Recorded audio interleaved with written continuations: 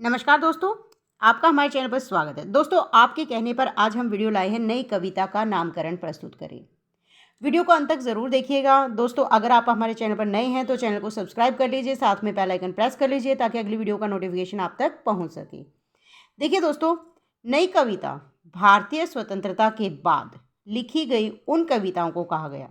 किसे कहा गया? भारतीय स्वतंत्रता के बाद, भारत की जो स्वतंत्रता हुई थी उसके बाद जो कविताएं लिखी गई उन कविताओं को कहा गया जिनमें परंपरागत कविता से आगे नए भावबोधों की अभिव्यक्ति के साथ ही नए मूल्यों और नए शिल्प विधानों का अन्वेषण किया गया। मतलब नई कविता में नए भावबोध, नए मूल्य, नए शिल्प, इन सब का नवीन अन्वेषण किया गया है। 1943 ईस्वी में अज्ञे के नेतृत्व में हिंदी में प्रयोगवादी काव्य का आरंभ हुआ। याद रखिए, 1943 में अज्ञे जी के नेतृत्व में प्रयोगवादी काव्य का आरंभ हुआ। यही प्रयोगवादी जो काव्य था वो आगे चलकर नई कविता के नाम से विकसित हुआ है। नई कविता प्रयोगवाद का ही विकसित रूप है। छायावाद, प्रगतिवाद, प्रयोगवाद में वाद शब्द था।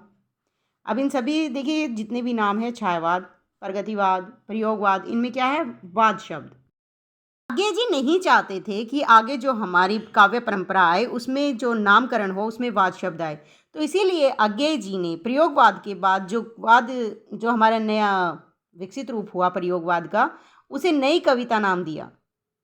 वाद शब्द को अलग किया और क्या नाम दिया उन्होंने? नई कविता नाम देकर वाद शब्द को अलग कर दिया। नई कविता नाम इस बात को दर्शाता है कि पुरानी कविता में विषयगत और शैली की रूढ़िग्रस्तता आ गई थी, वह इस काव्यधारा में दूर हो गई। हमारी जो पुरानी कविताएं थी उनमें क्या थी? विषयगत और शैलीगत रूढ़िग्रस्तता, मतलब परंपरागत तरीके से लिखी गई थी। तो नई कविता में क्या आ गई थी? नवीनता। इस काव्यधारा में वो रूढ़िग्रस्तता जो थी वो दूर हो गई थी। नई कविता में आधुनिक भाव बोध आया। क्या आया? आधुनिक भाव बोध। देखिए दोस्तों, जो नई कविता का प्रतिनिधि काव्य संकलन जो था वो 1954 ईस्वी में, याद रखिए, नई कविता का प्रथम प्रतिनिधि काव्य संकलन 1954 ईस्वी में, जिसका संपादक तो किसने किया था? डॉक्टर जगदीश गुप्त और डॉक्टर राम स्वरूप चतुर्वेदी ने किया था। और नए क्या किस नाम से किया था? नई कविता नाम से प्रकाशित हुआ था। इस संकलन की कविताओं को नई कविता नाम दिया गया। याद रखिए, नई कविता का जो प्रथम संकलन था वो कब प्रकाशित हुआ? 1954 में। इनका संपादक तो किसने किया? जगदीश गुप्त और रामस्वरूप चतुर्वेदी ने। और इसमें जो कविताएं थी उसे किस नाम से संबोधित किया गया? नई कविता के नाम से। नई कविता नाम पर आलोचकों ने आपत्ति की है। अब जो नई कविता नाम है, कुछ आलोचक इसके पक्ष में है और कुछ इसके विपक्ष में। देखिए, कुछ आलोचकों ने इसे प्रयोगवाद का छद्म रूप माना। क्या माना? प्रयोगवाद का छद्म रूप माना। तो कुछ ने प्रयोगवाद और नई कविता को मिला दिया है।